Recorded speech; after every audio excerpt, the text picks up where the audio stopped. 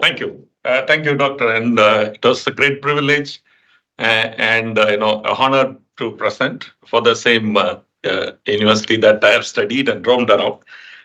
So to start with, I think I've been already introduced, but just a couple of lines about me. Um, I mean, I'm very proud that I come from TNA background. I did my agriculture in Caligula and then PG from business management. We were the second batch, I think, between 89 and 92. So I had been in multiple roles. I had been in the front line. I've been in country organization as well as the global organization. And my expertise, as stated earlier, it's in strategic marketing, commercial operations, and project management. And now I currently handle two jobs. One, of course, as a commercial operations head for South Asia and Southeast Asia for the vegetable seed, which is basically a commercial role. And then the asset management, asset nothing but products, all the Bayer crop science product, the chemistries that you see in the market, that is all handled me and by my team here in Monheim. So 50% strategy, 50% commercial. It's probably one of the very rare combinations that we do. And I'm also a board member of one of our entity companies. Since I thought, okay, also to give a brief about what Bayer is, if some of the students are not known. Bayer employs around 150, more than 99,000 people around the world. We are present in 150 nations. The group is now almost celebrating more than 160 years globally. And in India, we are around 130 years. So you can see that if an organization survives for these many decades and generations have seen this company growing, that means the organization is doing right things, not just at the present moment, but also doing right thing to evolve itself over a period of so many years, right? So that's exactly the reason why we have been very, very successful. We are headquartered in Germany globally, and here for India, we are headquartered in Mumbai. Next is, of course, we are also a very, very responsible organization. Bayer has a tagline of health for all and hunger for none. We are now actually, we are everything that we do have a sustainability footprint that we do. Now we are moving away from sustainability to regenerative agriculture, which means that in sustainability, you actually, what you get from the environment, you give back. But in the regenerative agriculture, it is we have to give back more than what we actually get. So we are moving towards that. And so therefore, Bayer as a group is extremely conscious, socially conscious organization that does everything right when it comes to the environmental and global footprint. So for us, it's the people, planet, and profit. All these are most important things for us as an organization. Now let's move first. Let's go into the global trends in agriculture. Things are actually changing now, especially with the data and informations available to all of us in our hands, right? The decision making has completely changed. Right? We don't need to do away. We don't need to actually work the way that we have been working for the last 30 years because all the information and the data is available to the entire global population at single point in time, and therefore the decision making has completely changed or evolved into the new dimensions. Therefore, from that context, the global trends in agriculture has also changed significantly, right? So one of the major things that the farmers today have a better decision-making capabilities because they have everything that they wanted, be it market price, be it the development in their industry, in their crops. So all the scientific researchers, everything is available in their fingerprint, right? So probably when we were all doing our thesis, we may have to go to the library, spend so much of time, and then get the help of some of the professors to get the adequate knowledge for our thesis and do that, right? The guidance was very much important. Today, that's not required. You're sitting in one place, you have the access to everything that is happening around the world. And that's the same thing that is also happening to the farmers around the world. And therefore, the better they are now able to take decisions much better than ever before. And now we are more conscious society when it comes to sustainability. Globally, the sustainability is a key topic. So therefore, all our decisions are based on the sustainable efforts like carbon footprint and other things are happening, in and around the world. That is changing the dynamics, that the way the farmer is taking decisions around the world. And then, of course, the healthier and nutrition, right? This is very, very important, right? As we move, as the income grows, as the ability to spend more, we are ready to actually moving from, to feed the population, with the more healthier food, right? We are now actually moving from simply the white colored plates to now colorful plates. So that's happening around the world. That's also one of the major reasons why the customer needs are actually changing. Equally, on the other side is the technical innovations. The data is playing an important role, and as well as the precision agriculture, right? And the farm management systems, which have now become far more complex. So all these together is actually driving from selling of inputs to outcomes. Now, what does that mean? The second point is very important, right? Earlier, we used to sell the inputs. Now, that's not the case. We are actually more about the outcome, right? So that's exactly what is happening now. If you remember, in 2-3 decades ago, when farmers have to harvest, they have to go find the labor and then they do the paddy harvesting. Now it is not like that, right? Sitting in one place, you call some of the agents and then they come and they harvest with their harvesters. They have their own tractors. They also help you to sell the produce and the farmers are able to get the money. So therefore, the whole thing has come changed. Even in our, on a lighter side, even the marriages have moved. Earlier, the whole family used to work for months together to conduct one marriage, but now it is not like that. There are agents, there are agencies who give the holistic service, right? Including the receptionists are given, but that personal touch is missing. But then you get everything what you wanted, starting from your food, starting from the marriage arrangements, rituals, everything is handled. So the whole world is moving from the input based to outcome based. What exactly you want, I'll deliver. So that change is happening, and we are not also left behind. Even the agricultural industry is also going good. So this is actually also making a big trend that we are seeing in many of the villages, that from consolidation of land, now that the consolidation is slowing down. Earlier, people who cannot look after the land, they sell it off and then they move around, they migrate to the cities. Now that is not happening. They are still able to maintain their land through leasing and other means. So when it comes to outcome based, the land consolidation is also getting impacted, right? So likewise, the innovative business models, that is also happening around the world. The way that the whole value chain operates across the crops, across the food systems, is completely changing, right? So these are some of the major trends that are happening in agriculture as of today. Now let us come to the more colorful world of vegetables. The beauty of vegetables is that, earlier, if you see, even here in India, we used to have one subsidies families, we have two subsidies families, but now it is not like that. Now it is slowly, as the income grows, as the disposable income grows, as the spend on food, the percentage of spend on food to the total income comes down. There is more and more people are started using the vegetables and more nutritious crops. That has changed completely the dimension of the vegetable seed industry as well. And if you look today, the horticulture production has crossed beyond the food grain production today. If you see the rate of growth that has happened, it is significant, right? When comparison to the food, to the horticultural growth. So going forward, vegetables will play a very significant role in just not the food security, as well as also the nutritional security. I will talk in the later slides why the food security is irrelevant and nutritional security is more relevant for the future.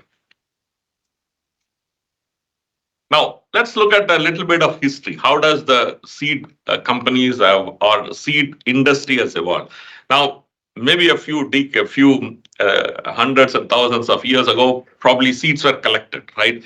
The farmers or in those days used to collect the seeds from their own field, and then they started using it, or from the seeds from the wild areas, they get it and then they use it, right? That's what was happening. But later on, it moved to the farm save. They started growing a very organized agriculture. From there, they started saving.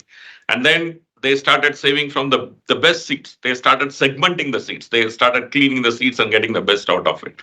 Then the community production came. Somebody in the village, will be the one who will be producing the seeds, so taking care of more about the seed production technologies, and then they use whatever the technology available, and then they distribute it among the communities. That was what was happening. And then later on, the government seed productions have started. The universities, when they started the hybridization and other things, slowly we moved towards a much more organized public sector involvement was there in the production of seeds. And then slowly they came in the vegetable seed industry, primarily the family companies, right, who are actually basically community productions. Then slowly they build it up into a family-owned companies. And even today, if you see, vegetable seed is still still actually with the family-owned companies. There are sizable companies are still managed by the families. And later on, maybe around 15 years back, then the MNC started entering it. And then how did they enter? They entered into this industry inorganically. They did not start their venture and then they build it up. They basically started buying all the small family-owned companies and created the large MNCs. Even Seminis, the Bayer Seminis, that's a brand that we have for our vegetable seeds. Even that was a consolidation of close to 20 to 25 companies, family companies, bought over a period of 5, 6 years to form this division. It's the same thing with Lima Grain. You can see that that's one of the largest vegetable seed company in the world. So Lima Grain is primarily a number of smaller companies has joined together, and then they operate like a self-help group in France, and then they are spread across the world. It's a kind of a cooperative society. And ANAMS is another BASF organization.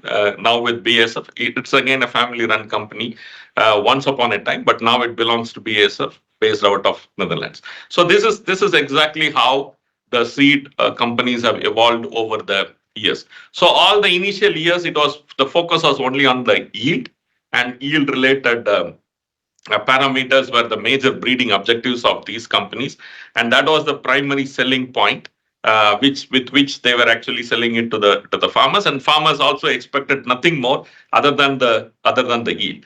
But now later on, even the breeding objectives and the customer request or customer needs have completely transformed. Today, from there, we have moved towards the traits like disease tolerance, the viral tolerance, the mandi people, the transporters want the firmness, the ability to transport to the longer distances. So these are all has become a major factors now. And now I think even in the future, probably the researchers are going on. The breeding objectives are set in such a way that we wanted to bring back the old traditional, desi varieties, taste, and other things. Now you can often hear this, right? And when you talk to people, whenever I introduce myself as I'm one from the vegetable seed, and this is the first thing people tell me is that why we are not getting that old tasteful varieties nowadays anymore. And some even accuse us that you are spoiling the biodiversity. So all these things are happening. So we need to balance, right? As people involved in food production, we are very proud of it. We have to balance the equities between feeding 1.4 billion people of Indians, as well as also managing the biodiversity and other sustainability and other regenerative agricultural footprint and the goals, right? So that's exactly the job of anyone involved in this food industry. And being Bayer, one of the largest corporates involved in this research across the entire agro ecosystem, we are fully aware of that. And then we try our best also to bring back the customer and the consumer needs, what they wanted. So this is exactly what we are, the whole direction is happening. I will also talk a bit about it in the coming slides. Now, what's the vegetable seeds market look like? There's a global market size, right? So one of my young colleague has put these slides together, and he has done nicely to make it colorful. In order to I just told them that it is basically the university students, so he has tried to make it more colorful. Otherwise, my slides won't be this colorful, of course.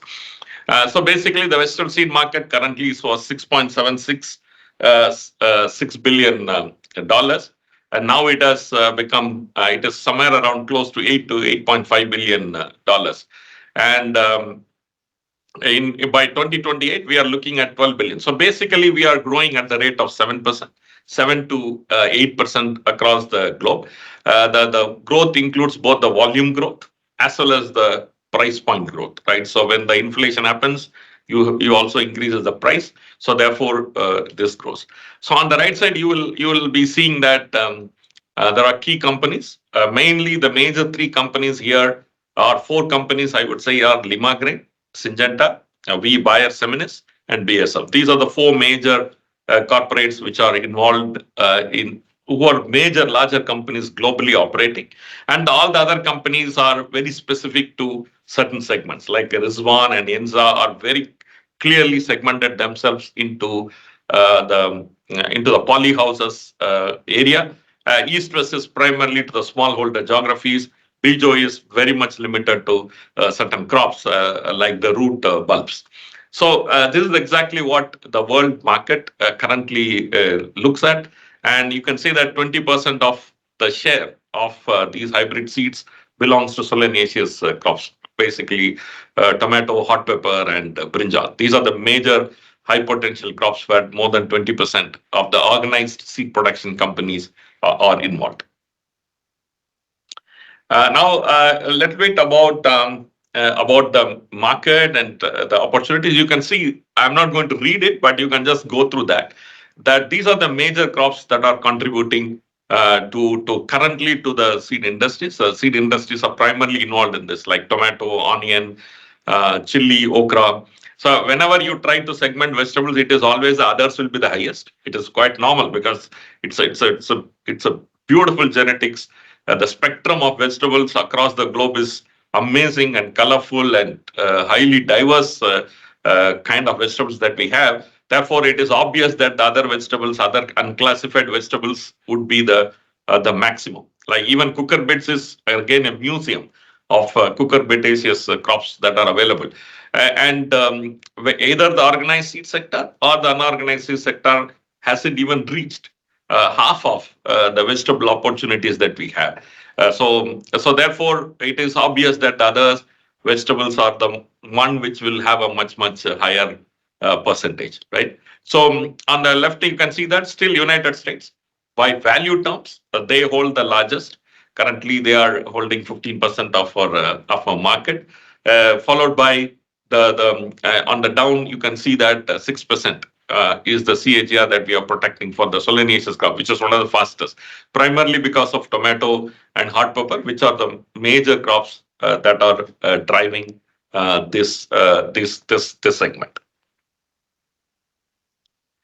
Now, again, coming back to some of the customer and consumer trends, this is very specific to the vegetable growers and vegetable consumers, right? And now at the consumers level, which is on the right side of the slide, you can see very clearly that the nutrition part is bringing up, right? Every family want their children to eat more vegetables. You want to have a more colorful plates. In the doctor's advice always to have a colorful plates, right? And that's the beauty of the vegetables, right? You keep vegetables in the plate and then keep a little bit of rice. You can see it's a fantastic balance of diets. And vegetables always brings you fiber, nutrition, minerals, vitamins, whatnot, right? So therefore, it's one of the basic things that can transform not just the nutritional part, also the health industry part, right? The healthiness can go up. It can sizably reduce some of the diseases. So therefore, this is actually going up. The consumption is going up now tremendously across the world, and again is the traceability. This is one thing which is more concerned because there's a lot of noise around the chemicals in the vegetables, overuse of pesticides and those kind of topics are also. Therefore, today the growers across the world wanted to know where it is produced, what has been sprayed on it, is it safe for us? Is there any other global metrics or global gap and other this thing can be used. So these are the things that are which are evolving, right? In many cases, there is a barcode, and then you scan it, you will come to know who has produced it. So these are the technologies which are going to come now, and this is something which the consumer is expected. Uh, Overall, going forward, each one of us would love to know, what I'm eating. We have every right to know what I'm eating. We have every right to know from where it has come, how it is produced. It is produced in a sustainable way. So many things could be added through these barcode technologies, which is actually each actually revolutionizing, so that the consumers can confidently take what they, and then the entire value chain can confidently sell those things. And this has already come for our export produce.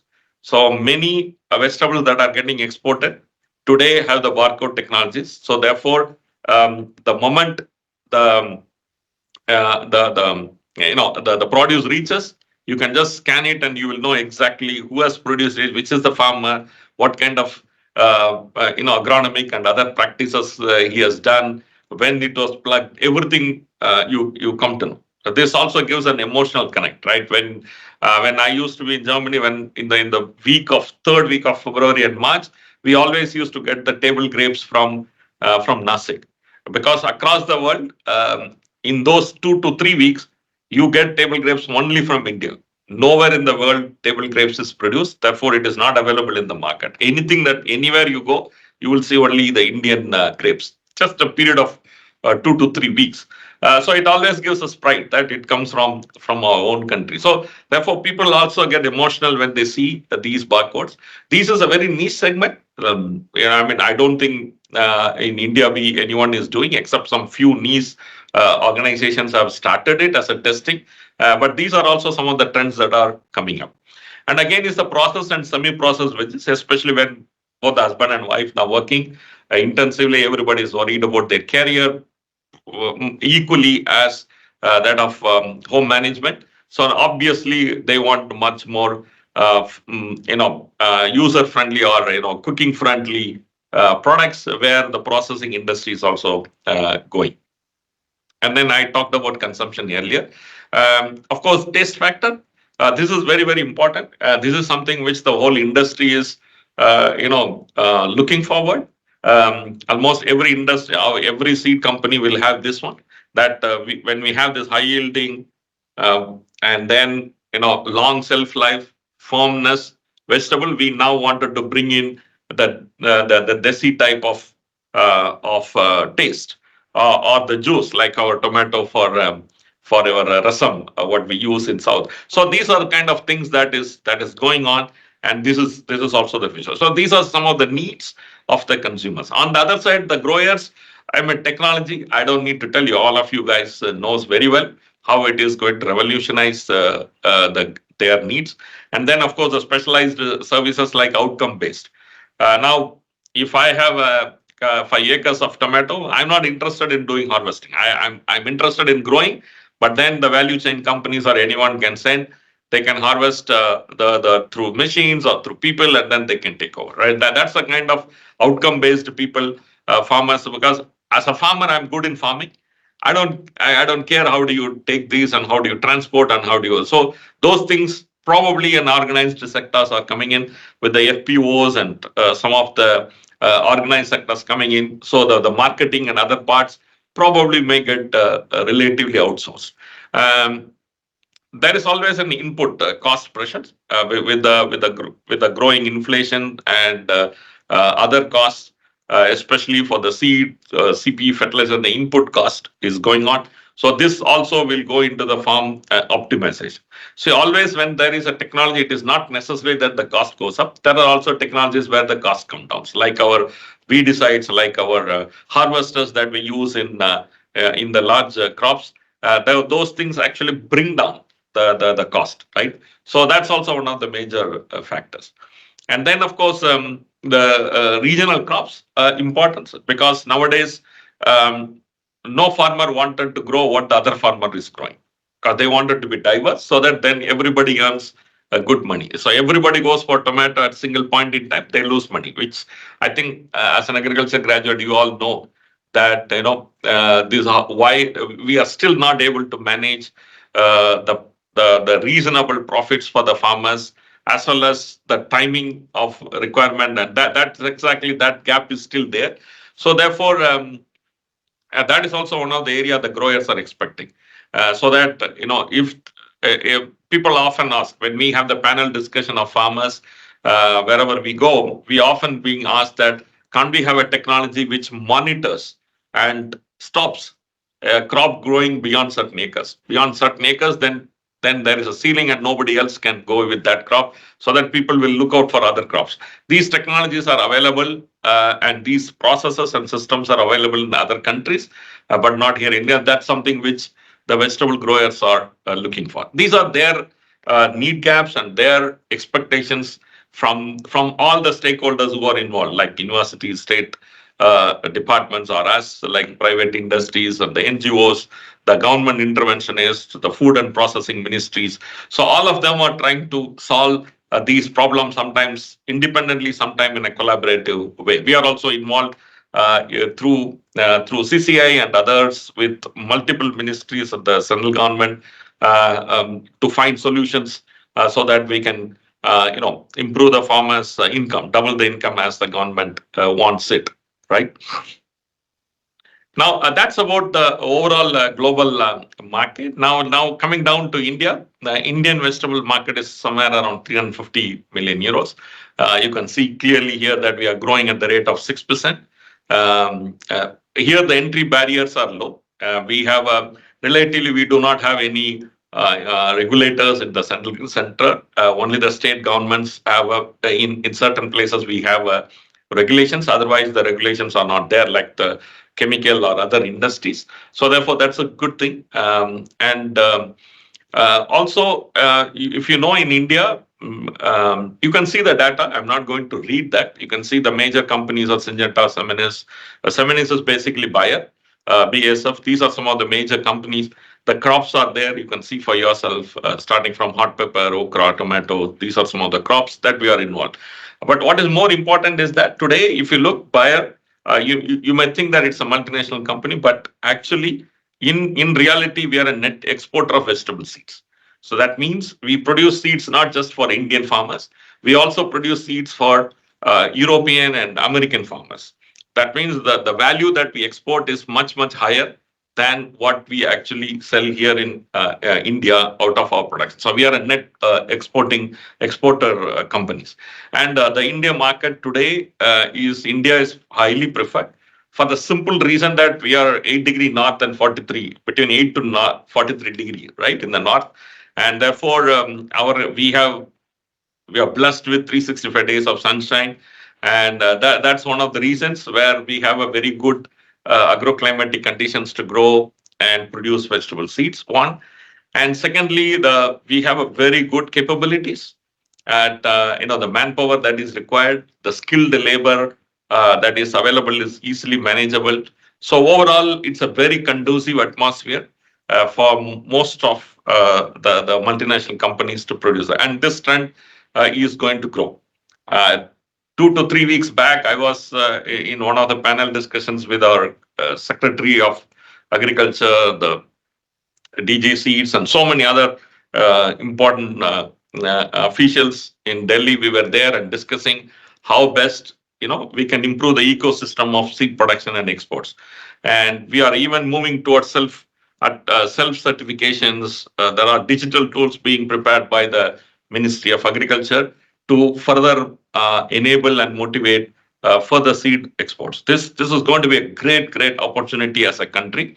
And if you see 20 years ago, China used to be one of the major exporter of vegetable seeds. But today they aren't. The simple reason is that people are fearing about their PVPs, which is basically nothing but the patents or the ownership of the germplasm. Those are not secured in China. So therefore, many companies have started slowly reducing their dependence on China.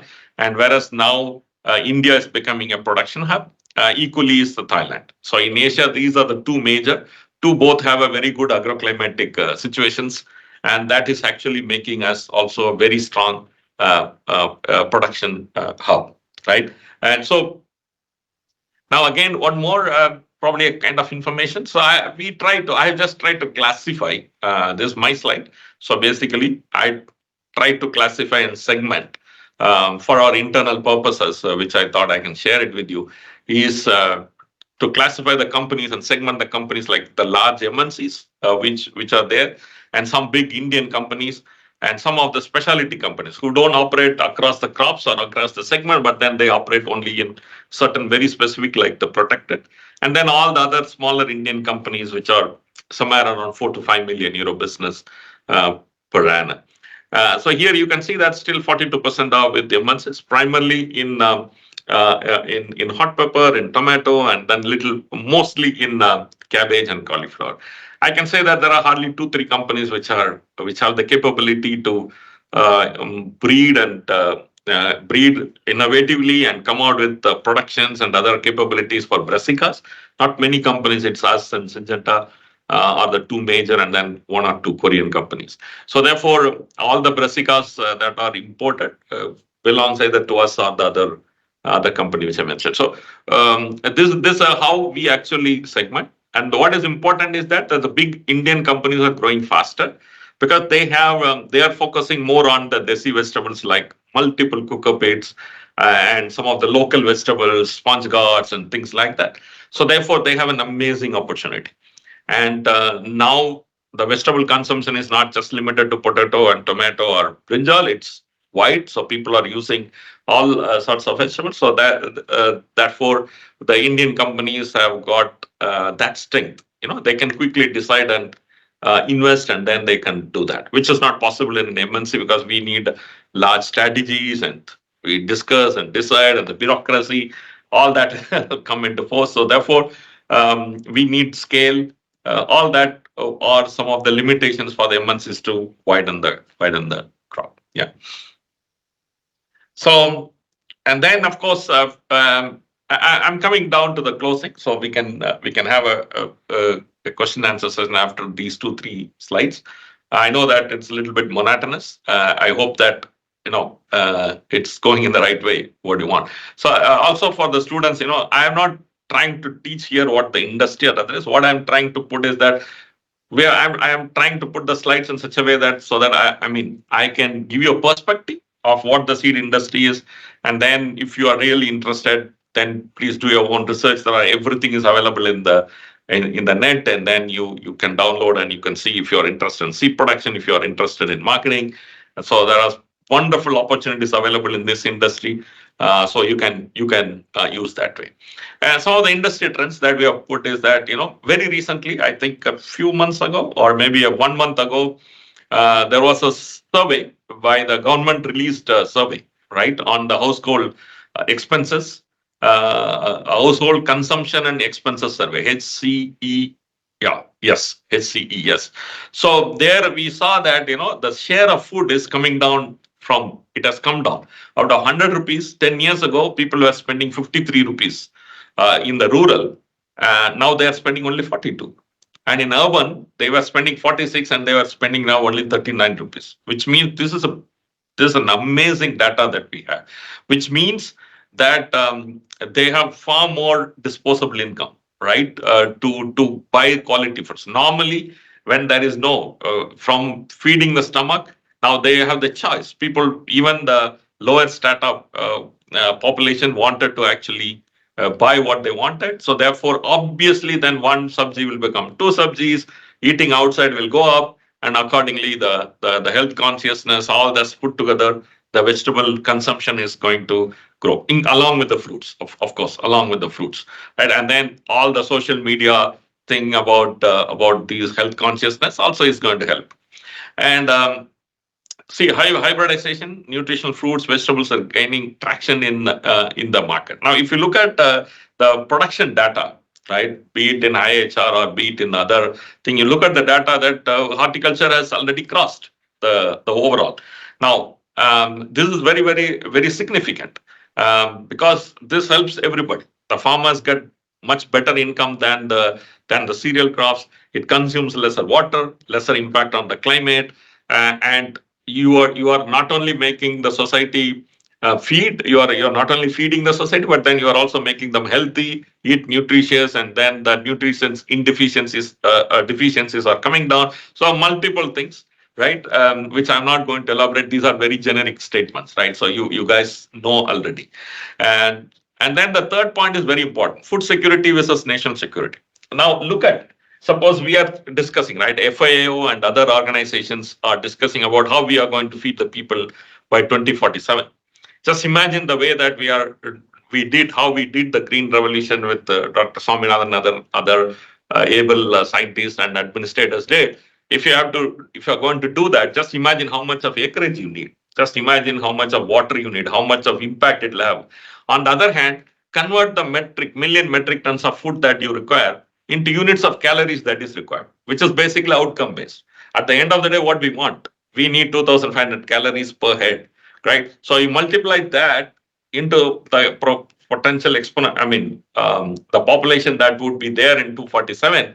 And then you focus as a government, as a policy, as a industry stakeholders, if we are going to focus on delivering or producing that much calories, and that's more than sufficient, correct? But what is required here is that what even FAO and other the people in the food world that they are thinking about is that how do we communicate this to the common man, right? Rather than metric tons, the calories are more important, right? So just convert this. It's a very, very radical thought. The moment you talk about food security, you are not going to include fruits and vegetables. You only think about cereals.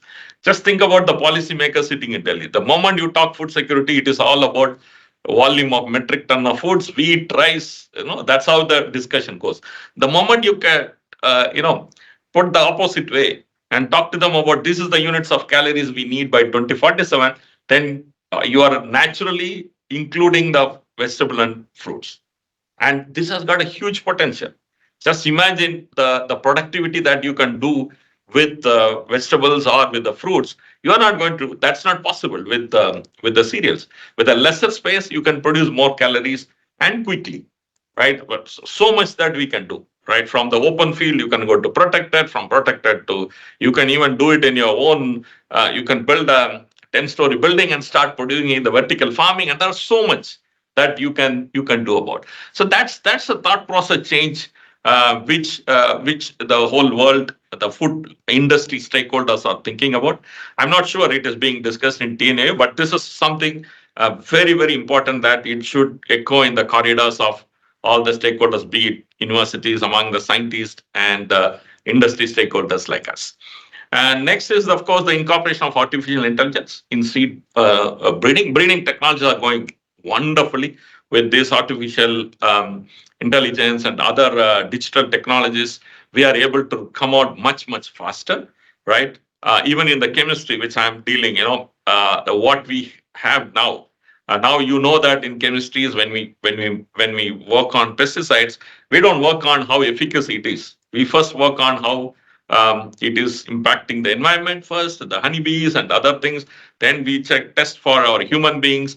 Then we come into the bioefficacy. That is how the whole research model works, right? That's the SOP that we do. And because now we can even design what we want with the chemistries, with the artificial intelligence. I think the first product from Bayer would come from 2029 would be very specific. So although you may see a decline in number of chemistries and other things that are coming in next few decades, next few years, not decades, at least 6, 7 years, you will have a very significant different, extremely, customized attacking or customized attacking the active ingredients we were thinking of bring. That's the technology that our scientists are working on. Similarly, in the breeding also, there are multiple tools that are being used, which makes us to come to the market faster, which makes us to convert the need that the customer or the grower need is actually converted to the breeding objective. That breeding objective is actually what is being delivered, and that is being fast paced with these technologies, right? And likewise, as I told you, that from yield we were moving towards firmness and shelf life. Now the farmer want early. He don't want to come along with the farmer. Even if the yield is 20% lower, no problem. I want the yield to come we want tomatoes to come in middle of May in the full hot weather. So that's what is the farmer's request. Or I don't want to come in the normal time. Let me come later so that I get a better price, even if my yield is low. That's the thought process of farmers. So the earliness, lateness, the taste, the disease, viral tolerance, all these are becoming important. Even we are working on a project, bitterless bitter god, right? And then like that, many things, sugar, less sugar, rice, and other things are also happening. So these are some of the things that are happening in the industry. And on the R&D side, I think a couple of these points I've already talked about while even explaining the previous slides. But the third point is very important: that protected cultivation. This is something very fascinating. But I can tell you my personal opinion. I always tell even to the policymakers that India doesn't need a protected cultivation. Right? To be honest with you, we are amazingly blessed with sunlight. From 8-degree north, we are there and up to 44 degrees. So therefore, why this protected cultivation came? First of all, the northern part of northern hemisphere, they don't have the sunlight during winter. Therefore, they need protected cultivation to produce vegetables and serve their customers. Right? That is why it was needed. And now that is not the case with India. Now, if even if we have a winter weather in the northern part of Delhi and up Himalayas and other things, we can always supply from Tamil Nadu or Bangalore. From the Bangalore hub or and even Nasik hub, it can move. The reefers can take all the food material that they wanted, can go to Delhi and then get diverse. That's how the value chain works today. So therefore, even if you are going to have a protected cultivation, you have to compete with the produce that is produced in the open field.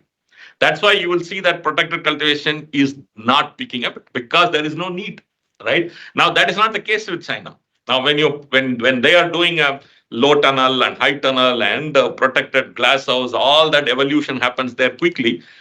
We don't need to copy because we don't need. That's the difference. So they produce and then they move everything towards the northern part of China, right? Across the world, you see during winter time everything will go from, like in China, from south to north. You can say from the northern Africa or the southern Europe towards the Nordics. Same thing with in US, from the Midlands to it goes up to north. From so the whole freezer vans takes the vegetables across.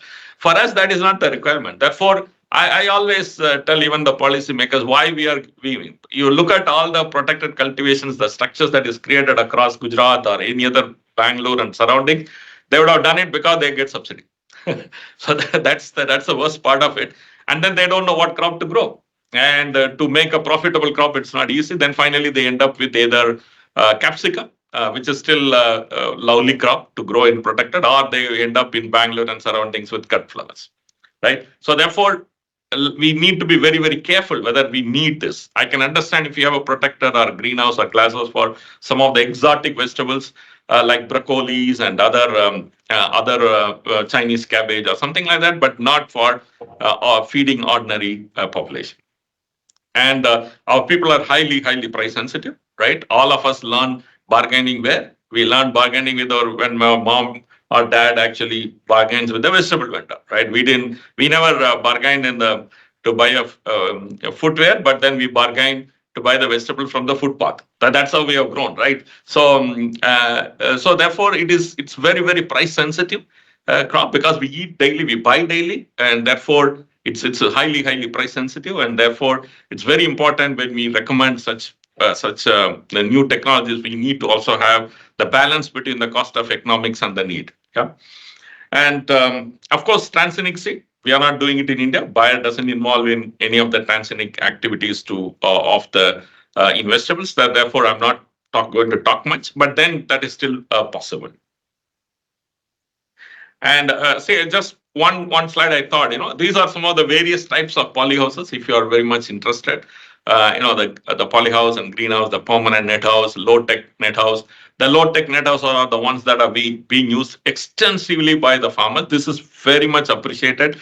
This is where our subsidies should go to the farmer, and this is exactly where we should spend the money because that low tech net houses, we are extremely vulnerable to the virus. We grow again and again the same crop, smallholder farmers. Therefore, such low-tech net houses protects the vectors coming into the field, and therefore this is much enough. The left side, the polyhouse and other, I mean, the economics don't work out in the Indian context unless you go for a very strong exotic vegetable like the lettuce and greens and other things. Yeah. So this is what I talked about, the production. I think we are largest producer, majority the promising hybrids of vegetables. Yeah, vegetables are from the private sector. So basically, it's a fantastic opportunity. I can say this is one opportunity which the university officials, the policymakers in Delhi, in the states, and us, the stakeholders, have to work on. This is something which we can transform. There is a second significant fitment of our agroclimatic conditions, skilled workforce, both at the labor level as well as at the production technicians, and we have enormous amount of knowledge. We have proven, and then our PVP is relatively stronger. I won't say it is much stronger, but definitely it is relatively strong. PVP is nothing but the patterns of our germplasms are much better than the China. So therefore, many companies across the globe are looking at India very closely. Many of them are already started this, and this could soon you will see a big jump in this. We need a little bit of farmer loyalty, which is not there currently, but I hope so that sooner or later, when the industry matures, they will also learn this part. Some of the market linkages, I think I have already told. There's a beautiful trend that is happening across the market, the value chain is now involved in the procurement of produce, and then they take it through it, which is actually reducing,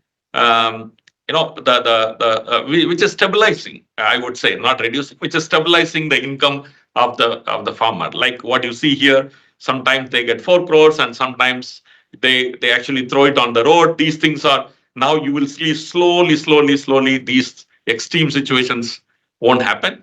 There are multiple efforts are happening at the multiple level. When everything is connected, I strongly believe that we would be able to go through it.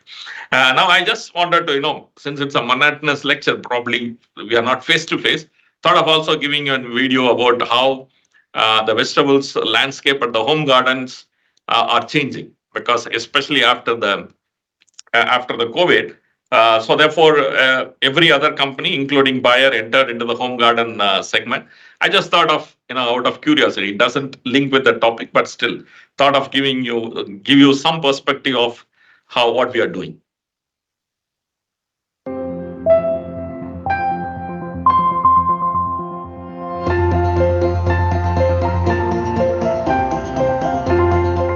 Bayer is a life science company with a global history of more than 150 years and core competencies in agriculture and healthcare. With its innovative products and with a vision of health for all, hunger for none, Bayer has contributed towards advancing health and nutrition for the world's growing population. In agriculture, Bayer has been supporting farmers around the world with its high-quality crop protection products, hybrid seeds, and solutions for sustainable agriculture. Bayer's portfolio of Seminis hybrid seeds has been helping vegetable growers achieve high yields and incomes for over 21 years. Bayer is now launching Home Garden by Seminis to meet the home gardening needs of urban consumers. A home garden to enhance your family's nutrition intake. A home garden for a healthy mental and physical well-being. A home garden as a new hobby for the entire family.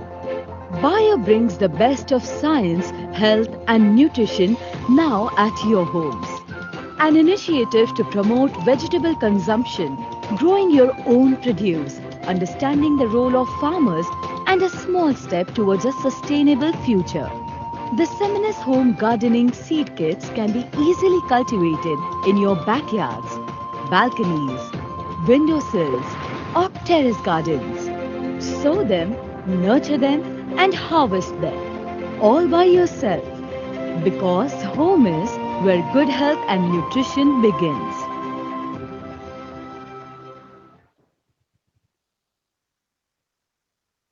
So finally, a few things which will interest the students. We have a foundation called Bayer Foundation that gives a good number of scholarships and other things. Because earlier, many of us used to get requests from our professors and our friends working in universities for such scholarships and fellowships. But nowadays we don't do that because then it's not justifying to the other students. So we have created our own foundation. The foundation acts freely and fairly. They invite formal applications. They go through that and then they give the deserved students, so that there is no favoritism or partiality. So therefore, I think currently my colleagues who helped me prepare the slides, they gave me this detail about that. The fellowship is open until April 8th. If you are eligible, please go through the things. I will try to circulate these slides to the professors, so you can use that and you can apply. And please also have a look at many of the companies across the life sciences have such programs. Maybe not to the scale of Bayer is much bigger, but you can please always have a tab on that. You guys are excellent in social media and on these aspects. So please go through that, and you may find many good opportunities to get the scholarships, right? And then also on career, although as of now we are going to the new working model, which is called the dynamic shared ownership model, and therefore currently there is a moratorium on recruitment as we move to the new model of working. We are becoming less hierarchical. As I said before, there is no need for now endorsements and other things, right? Every individual can take their own decisions because all of us have the enough data and information. So that's the process that we are going on. So therefore, you may not find very attractive positions now, but still you can still this is the one that you can always upload, and these are very genuine. We don't take the external applications. We scrutinize only from these websites. So just believe it. Do not think that these are all not, ignored. For the current year, probably yes, we may have certain issues that you may not get any reply. But then these such career by all the multinationals are genuine, and they really go through proper scrutiny. I think you guys can connect with some of the people, the keywords that requires you to push your CVs that probably you know better than me, and you may use the same techniques if you wanted to your application to pop up, right? And that's it from my side. And thank you. And I'm open for any questions you guys may have. Thanks. Thank you, sir. Thank you for an excellent presentation. I have one question regarding organic seeds. Yes. So organic seeds are commercially is growing only for industries. Yes. See, organic seed is again an organic definition of organic is very important. If you see the definition of organic across the world, there are many different definitions, right? So we need to comply with from our side. If you take, for example, for a moment, let us first talk about the chemistries. Like we talk about the biological products and other products, right? Even the organically grown vegetables and other things. We always look for the official definition of organic. In some places, even a fertilizer is considered as inorganic. In some places, only pesticide, not using a pesticide, then you call it as organic. In some places, everything has to be organic and then it is well defined. So therefore, as of today, our organic seeds are being produced in the southern Europe as per the definition of those local government as per the SOP that has been given. As of now, we have not entered into the India. We are testing it. I think expanding it into different other countries in US as well. And once we stabilize there, and then we will slowly move towards us here as well to India as well. But at least I can say that the current technologies in breeding is enabling to go in that route much faster than ever before. So in protected cultivation, vegetables we are growing for only vegetable purpose or seed purpose. Okay, the discussions that I did here was primarily on the commercial production, which the farmers are doing. That is where that was my personal view that protected cultivation, people should enter cautiously. But we do there are we do both. We do open field. We also do protected based seed production, especially when we do it in the winter season. Some of the crops, or when there is a harsh weather period, those particular crops are high value crops, or there are certain crops that required very strict plant quarantine or disease scrutiny while exporting or the importing countries, those kind of things. Depending upon the need, we use protected cultivars. Yes, in the seed production. Thank you. As far as the local production for our smallholder farmers, we generally go with open field because it will be very expensive if you produce in the. Sir, good evening, sir. This is Muthu from Crowd Study. First of all, thank you, sir, for excellent talk. And I have a doubt, that is it really true that the recent high yielding varieties are inferior to the traditional varieties in terms of nutrients and the antioxidants? Can you repeat the question? Sorry. The recent high yielding varieties are inferior to the traditional varieties in terms of quality. Quality, I mean, there is nutrients and both antioxidants. That's what people are talking about. I really want to know, is it really true that high yielding varieties now we are producing are better or worse in terms of quality? Exactly. I'm not denying that. I think it is fair, and it's a very fair and justified statement, I would say. And that's exactly what I was also telling my experience, even with me, even my daughter and my parents also tell the same thing with me. And it is true because see, what happens is that now, as I said before, our focus is primarily earlier on yield.